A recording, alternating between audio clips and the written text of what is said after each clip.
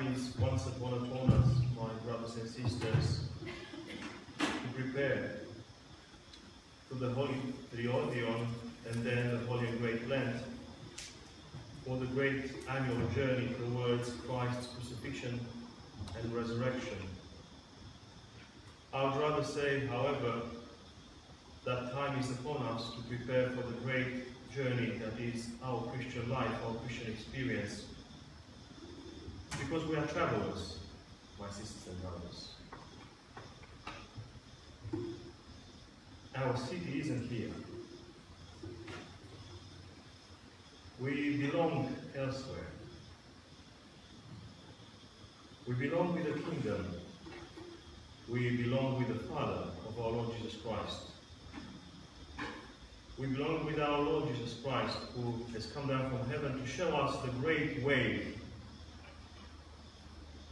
of a humble life, of a decent, honest life, of a life full of truth and love. Love towards God and love towards human beings, love towards all creation.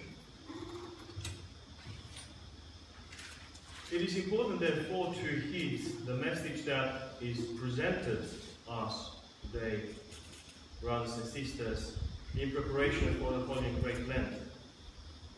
Through these beautiful readings that we hear annually from the second letter of St. Paul to Timothy and from the Gospel according to St. Luke. We know this Sunday, usually, as being the Sunday of the Pharisee and the publican, or the tax collector. These are indeed the main figures, the main characters in the narrative, in the story of this Sunday. But the message goes beyond these two figures, my sisters and brothers. And this is why it is important to contemplate somehow in parallel, in symmetry, the two readings. Usually, on this Sunday, I would refer to the fact that there is a false piety and there is a good piety. I would point out the fact that the Pharisee represents false piety. A man that is full of himself, a person that is full of himself or herself, someone that believes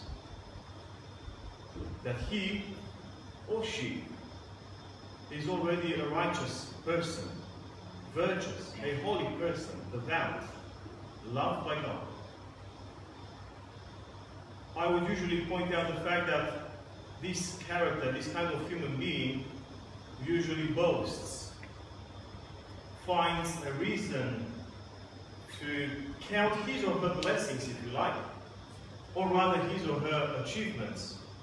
How great a believer he or she is, how righteous a person he or she is, how devout, how much attached and committed to the rules and regulations and the prescriptions and so on and so forth that we find not only in the law of the Old Testament but also within our very Orthodox tradition. I would also point out, and this is what I do usually, and I believe most preachers will do this on this Sunday, for this Sunday, the fact that the publican, the tax collector, represents the other kind of piety, which I believe is the right kind of piety, the right kind of devotion, the right kind of religiosity and faith, where one doesn't count his or her blessings, when one counts his or her shortcomings, sins, weaknesses, failures.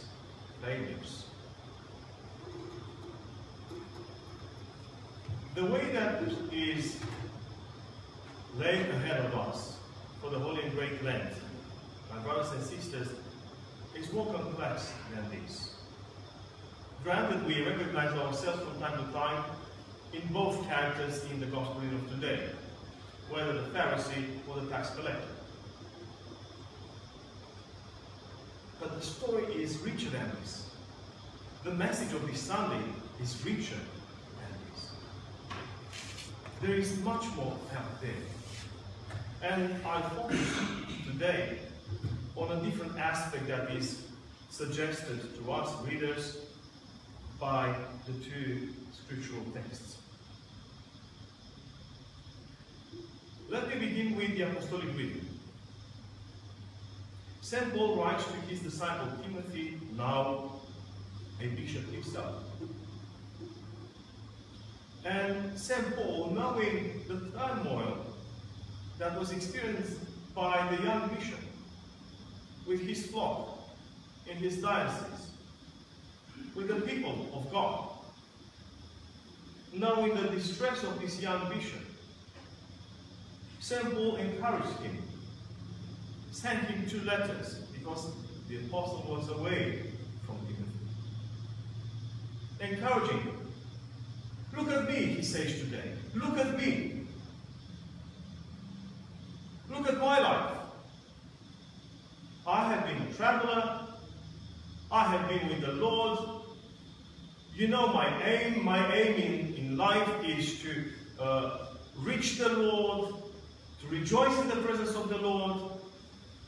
Know my life. Know also my persecutions. How I have been persecuted in this place and that place and the other place. And how I have endured everything with hope and patience. This is, it's as though St. Paul says, this is the destiny of all believers. Good people, he says, godly people, he says, will always be persecuted as much as one does anything that he or she can for the Lord. He or she is persecuted. He or she is marginalized, pushed aside, pushed away, banned, banished, and so on and so forth. This is the destiny of all Christians. If we want to do something right by the Lord, to live by the gospel, this is where we get the cross, one way or the other. And we are crucified day by day, or as St. Paul says at the end of the 8th chapter from his letter to the Romans, we are like sheep slaughtered every day in the name of the Lord. And the apostle continues after he says, that's the destiny of the believers. They will be always persecuted. And of course, echoes of the word of the Lord reverberate here. The Lord said, if they do this to me, what do you think will they do to you? The same old story, repeated time and again. But the apostle says, what happens to the others? And this is the other aspect that I want to point out. He says, evil people will go from bad to worse. And they are deceivers and deceived. Remember what they did to the Lord. They thought that they won the game, the contest, because they managed to shut him up, to condemn him, to put him on a cross and then in a tomb. And they thought that was the time of their victory, that was the moment of their victory. Remember what they did to St. Paul? How they hunted him down in Antioch, in Ephesus, and so on and so forth. How he was imprisoned, flogged,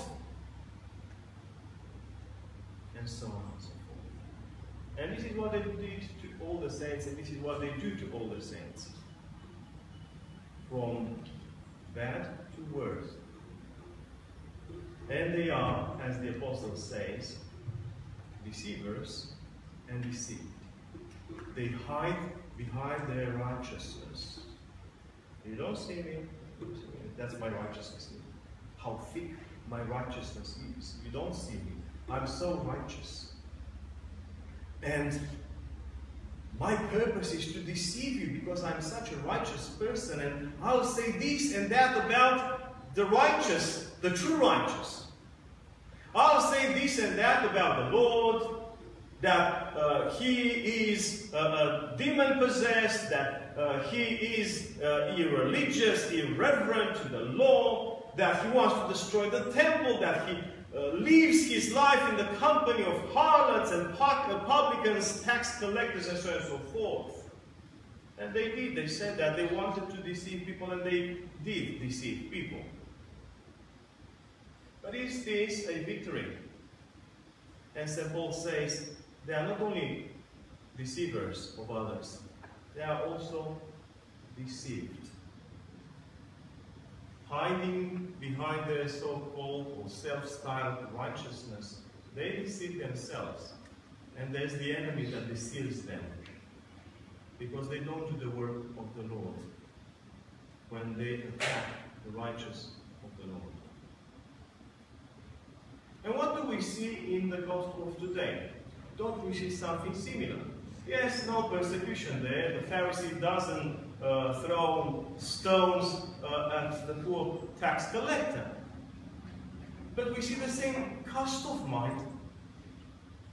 The deceiver who is deceived accuses the tax collector implicitly of being worthless as a human being.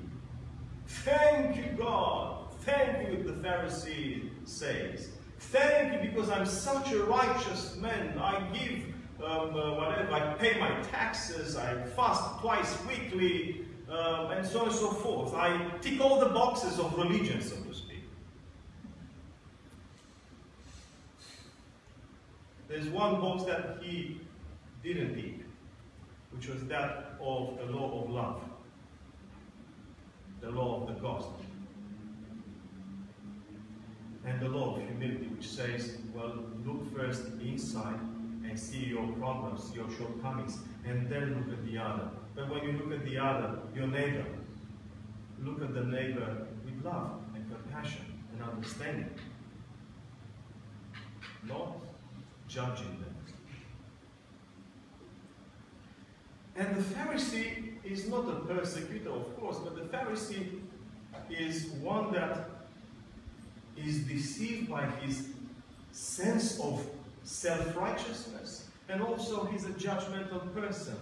Thank you, God, for not being like this tax collector, as though that wasn't a human being, as though that man wasn't in the temple to pray, and he did pray because the tax collector prayed for his sins, without saying thank you for being such a righteous man. He prayed for his sins. Maybe he was a sinner.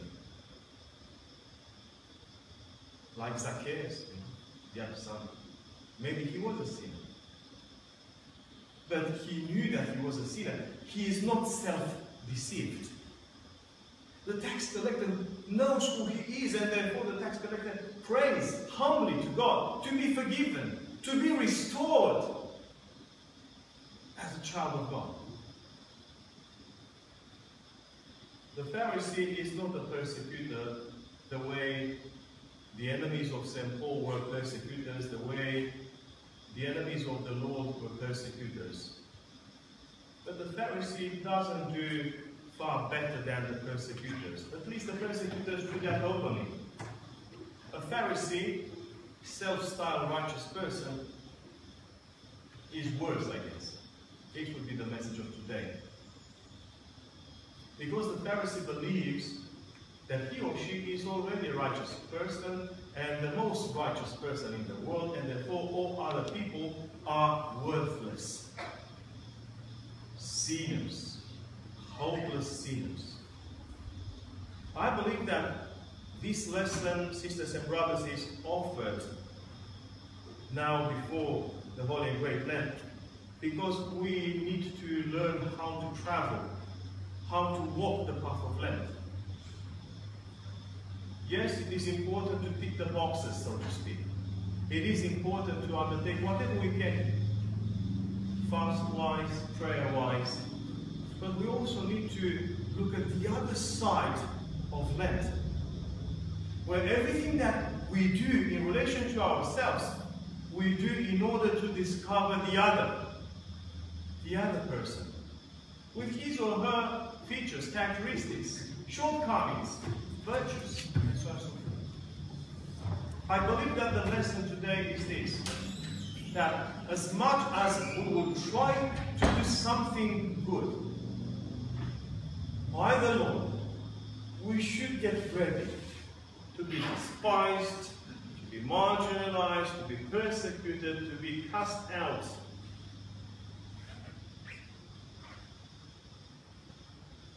And we should apply patience.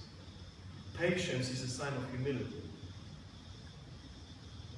If I'm humble, then I'm patient. If I do not style myself as a righteous person,